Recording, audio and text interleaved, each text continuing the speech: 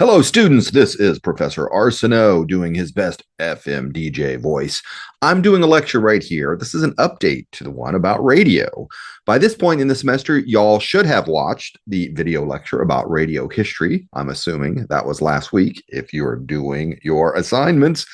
This week, we're talking about radio, new stuff, current statistics, streaming, podcasting, stuff like that. This little short video lecture is all about podcasting. And here we go. First up, we're going to go back, as I like to do, with just a little bit of history. The term podcasting was not invented by Apple. I know, seems surprising. It was not invented by Apple. People took the word iPod, which was very popular at the time, and combined it with broadcasting to give us podcasting. This gentleman right here with the big 1980s hair was a VJ on the cable channel MTV. Maybe y'all have heard of that. At one point, it actually did play music videos. Adam Curry was one of the original hosts on MTV back in the day. Okay, after he left MTV, he had a blog, and essentially there was a way to make a blog that was updated automatically with text. There was a way to make it include an audio file. And he realized that this could be done and started doing an audio blog that would update automatically if people had subscribed to it. Now, he wasn't the first person to do it, but he is credited as popularizing the use of the term podcasting and the whole concept of podcasting. So again, he did not create it, but he is associated with making it popular. And I'm going to pause right here and play a little clip. It's about 30 seconds. I found it on YouTube of Adam Curry with the big hair. I just love showing that old, very, very 80s image, introducing a band maybe some of y'all have heard of. Hi, Adam Curry back with you on MTV. Well, here's the story. They've been called rowdy, raunchy, gut-level rockers, and the next band that everybody tries to copy. Now, their own record label said that they'll make it if they live long enough. Well, they have, and Guns N' Roses is one of the most talked-about bands this year, and MTV caught them live at the Ritz in New York City. So now we have, in our history of podcasting portion of the video lecture, Serial. This was in 2014. This was part of a larger podcast series known as This American Life. You usually hear that on a public radio station. We're talking about public radio in another video lecture. Serial becomes incredibly popular. This is kind of when I got started to get into it, to be totally honest.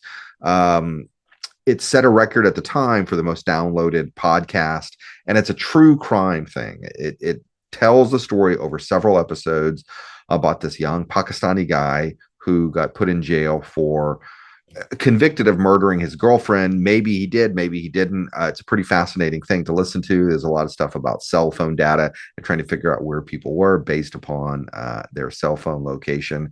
This put his story back into the public spotlight, and there was a lot of attention to the conviction of this guy, rightful or wrongful. Anyway, but this really set the tone that the true crime genre is closely associated with podcasting. And there's even a TV show, maybe some of y'all have watched it on Hulu, Only Murders in the Building, which riffs off that sort of public association of the true crime genre and podcasting. But it was Serial that really established podcasting as a mainstream form of media, and also really helped cement that idea that true crime genre and podcasting go hand in hand.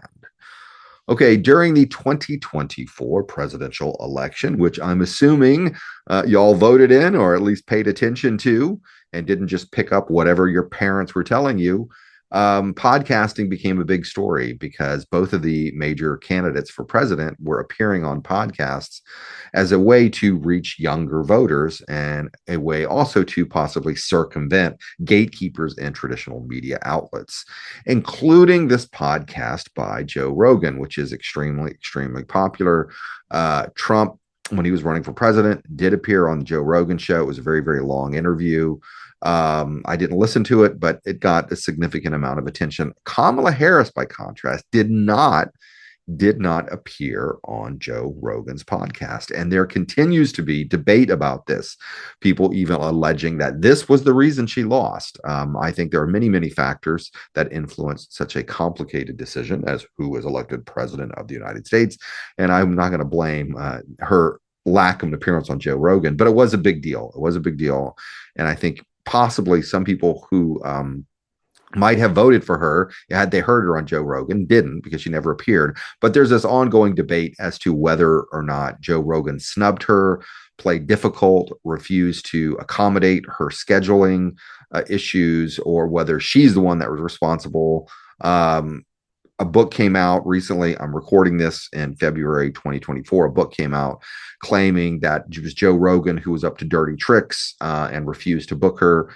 He told her he was busy on one particular day. She couldn't appear. That was a day. She was in Texas. She was willing to come to a studio. He said, I'm busy. Can't do it that day. That same day, he does an interview with Trump. He is claiming that that book's a lie. He's claiming that book's a lie. So I don't know who's telling the truth here. At this point, I don't know what the truth is. But the takeaway is that podcasts are a major tool for political candidates to get their message out. So it's worth taking them seriously as a mainstream and main way people are finding out political information through podcasting. Pittsburgh.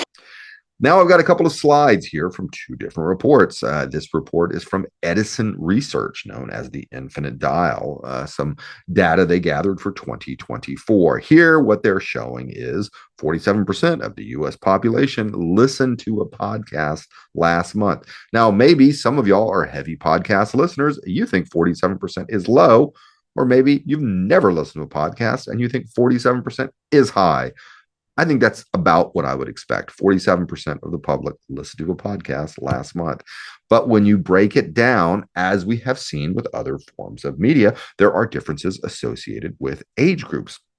When you look at younger individuals, which I'm assuming is most, if not everyone, in JMS 200, 12 to 34, it's higher. It is a higher percentage, okay? The different bars here with the different colors indicate different years. We've got sort of that orange. I guess that's orange for 2024. The trend is going up. I don't know why there was a dip. I don't know why there was a dip in 2022, but the trend is up. So for younger people, age 12 to 34, 59% are listening to a podcast last month. And then we got some older people. I'm not in that. I'm not in that 35, 54. The older people, 55 plus, not as much podcasting, but the trend is up. The trend is going up. And I think it's more of an age into that bracket. I think podcasts are going to continue to grow. Now we've got some data from a different group called Triton. This really shocked me, which is why I want to share it with JMS 200. Which platform is the most used to consume podcasts? Which platform? Okay. Apple, in 2021, when Triton started doing this data, it was, about 17.5%. Apple's gone down. Okay. Only 12%. Okay. In 2024, only 12% of podcast listeners were getting their podcasts through Apple Podcasts. And then we have Spotify. Maybe some of y'all thought Spotify would be higher, but basically just a quarter of the population, 26% of the population is getting their podcasts from Spotify. It's YouTube. 1/3 of the people who listen to podcasts are getting them from YouTube. This seems weird to me because I never use YouTube, listen to a podcast. I listen to a lot, never use YouTube. But anyway, that's the answer. If you see that multiple choice question, which platform is most used to download podcasts in the United States? The correct answer is YouTube. Pittsburgh. And this is by genre. Now, when we look at downloads of podcasts by genre, the number one genre for 2024 is news talk. Now, there's a note here. This was boosted by the presidential election. More people listening to podcasts, including the Joe Rogan, and then Kamala Harris went on one, Call Me Daddy. There are a lot of these news talk podcasts. We're getting extra boost during the presidential election. Most popular genre of podcast for 2024, news. True crime is second. Maybe y'all thought true crime was number one. No, true crime is second, and then comedy is third. Okay, true crime second, comedy third. And the top podcast for 2024, according to Triton, NPR News Now, and then up first, both of these from public radio. Public radio stations do not have commercials over the air, but they do have commercials when they put their stuff online. That's an interesting distinction. Sounds like the kind of thing I might want to ask you all about. And then we finally get a true crime podcast at number 3. And then going down, look at that number 6, Dan Bongino show. Very, very conservative. When we talk about the popularity of talk radio shows on AM in another video lecture, you will see that conservative viewpoints dominate that space. And it's not surprising that we see this pretty conservative podcast right here.